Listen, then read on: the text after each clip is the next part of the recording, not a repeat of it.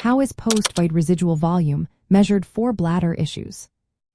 Have you ever wondered how doctors assess bladder health, particularly when it comes to measuring post-void residual volume? This measurement is crucial for understanding how well your bladder empties after urination. Post-void residual volume, or PVR, refers to the amount of urine left in the bladder right after you have urinated. Knowing this volume helps diagnose urinary retention and other bladder-related conditions, including those associated with bladder cancer.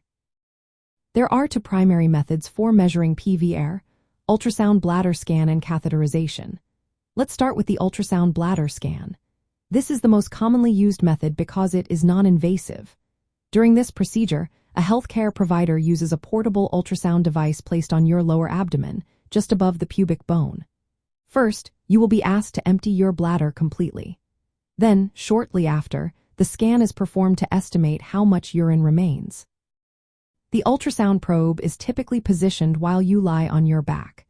The bladder is imaged in different views to measure its dimensions: length, width, and height. The volume of the bladder is calculated using a specific formula. Normal PVR volumes are generally less than 50 milliliters in adults under 65 years old and less than 100 milliliters in those older than 65. If the volume exceeds 200 milliliters, it may indicate urinary retention and possible bladder dysfunction. While ultrasound is operator-dependent, it avoids the risks associated with catheterization and can be repeated as needed. However, it does not provide immediate relief if significant retention is found, and further intervention may be necessary. Now, let's talk about catheterization. This method is invasive and involves inserting a catheter through the urethra into the bladder right after you have voided. This allows for direct measurement of the residual urine. Catheterization is considered the gold standard for accuracy because it physically removes and measures the urine left in the bladder. However, it does come with risks, such as discomfort, potential urethral trauma, and urinary tract infections. Because of these risks, catheterization is usually reserved for situations where precise measurement is essential or when ultrasound results are unclear. Interestingly, catheterization can also relieve retention, providing therapeutic benefits. Timing is crucial for both methods. PVR should be measured soon after voiding to ensure accuracy.